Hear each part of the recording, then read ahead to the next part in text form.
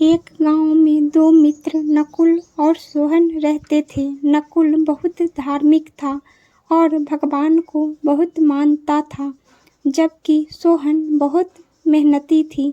एक बार दोनों ने मिलकर 1 बीघा जमीन खरीदी, जिससे वह बहुत फसल उगाकर अपना घर बनाना चाहते थे। सोहन तो खेत में बहुत मेहनत करता, लेकिन नकुल कुछ काम नहीं करता, बल्कि मंदिर में जाकर भगवान से अच्छी फसल के लिए प्रार्थना करता था। इसी तरह समय बीतता गया। कुछ समय बाद खेत की फसल पककर तैयार हो गई, जिसको दोनों ने बाजार में ले जाकर बेच दिया और उनको अच्छा पैसा मिला। घर आकर सोहन ने नकुल को कहा कि इस धन का ज़्यादा हिस्सा मुझे मिलेगा, क्योंकि मैंने खेत में ज़्यादा मेहनत की है।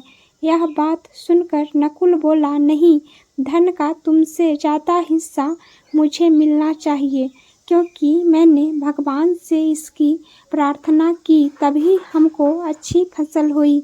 भगवान के बिना कुछ संभव नहीं है।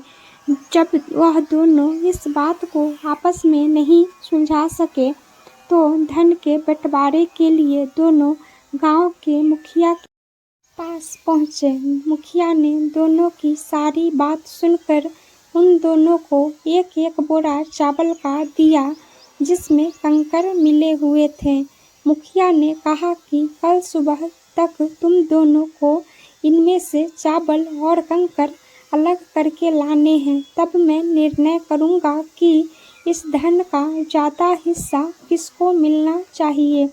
दोनों चावल की बोरी लेकर अपने घर चले गए। सोहन ने रात भर जागकर चावल और कंकर को अलग किया, लेकिन नकुल चावल की बोरी को लेकर मंदिर में गया और भगवान से चावल में से कंकर अलग करने की प्रार्थना की। अगले दिन सुबह सोहन जितने चावल और कंकर अलग कर सका, उसको ले जाकर मुखिया के पास गया, जिसे देखकर मुखिया खुश हुआ।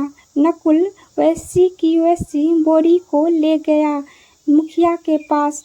मुखिया ने नकुल को कहा कि दिखाओ तुमने कितने चावल साफ किए हैं। नकुल ने कहा कि मुझे भगवान पर पूरा भरोसा है कि सारे चावल साफ हो गए होंगे। जब बोरी खोला तो चावल और कंकर वैसे के वैसे ही थे। जमींदार ने नकुल को कहा कि भगवान की तभी सहायता करते हैं जब तुम मेहनत करते हो। जमींदार ने धन का ज़्यादा हिस्सा सोहन को दिया। इसके बाद नकुल भी सोहन की तरह खेत में मेहनत करने लगा और अब की बार उनकी फसल पहले से भी अच्छी हुई। सीख: इस कहानी से हमें यह सीख मिलती है कि हमें कभी भी भगवान के भरोसे नहीं बैठना चाहिए।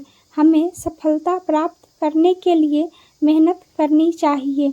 दोस्तों, इस चैनल की कहानी आपको पसंद आती हो तो चैनल को सब्सक्राइब करें, वीडियो लाइक करें, दोस्तों में शेयर करें और कमेंट करें। धन्यवाद।